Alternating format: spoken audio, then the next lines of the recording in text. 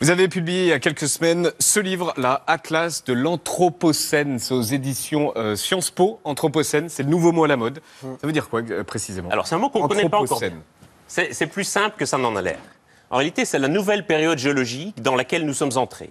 Pendant les milliers d'années qui précédaient, on était encore dans l'Holocène. Et là, les géologues estiment qu'on a changé de période géologique et qu'on est entré dans une nouvelle période, l'Anthropocène, littéralement l'âge des humains. Et qu'est-ce qui justifie le fait qu'on est passé de l'Holocène à l'Anthropocène?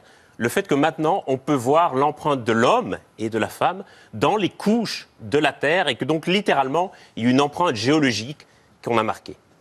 Depuis que l'homme vit en société et détruit la planète, pourquoi ça s'arrêterait du jour au lendemain? Ça ne peut pas s'arrêter du jour au lendemain. Aujourd'hui, on n'est plus en train d'essayer d'éviter la sortie de route. On est en train d'essayer de limiter le nombre de tonneaux dans le Carole Brelage. On est en train d'essayer de ralentir.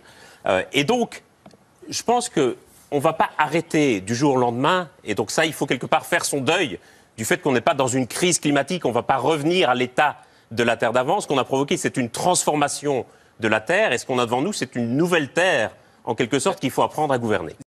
Et le problème, en fait, c'est qu'on a toujours cru que quoi qu'on fasse dans le monde, ça n'allait pas avoir d'influence sur la Terre. On voyait la Terre comme étant l'astre sur lequel on habitait. On voyait le monde comme étant l'organisation politique et sociale de la Terre. Et on séparait complètement les deux, y compris dans la connaissance. On séparait les sciences naturelles des sciences sociales. On se rend compte dans l'Anthropocène qu'en fait, c'est la même chose. Les migrations climatiques, c'est votre spécialité. Un chiffre circule, 280 millions de personnes dans le monde pourraient être déplacées à cause de la hausse du niveau des océans dans les prochaines années. Est-ce que vous confirmez? Pourrait.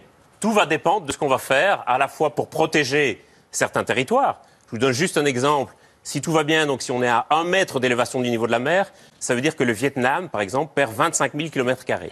25 000 km², c'est 10% de la superficie du Vietnam. Donc il va falloir choisir entre les terres qu'on va protéger et celles qu'on va sacrifier. Et sur les terres qu'on va sacrifier, il y aura des gens, il va falloir déplacer ces gens.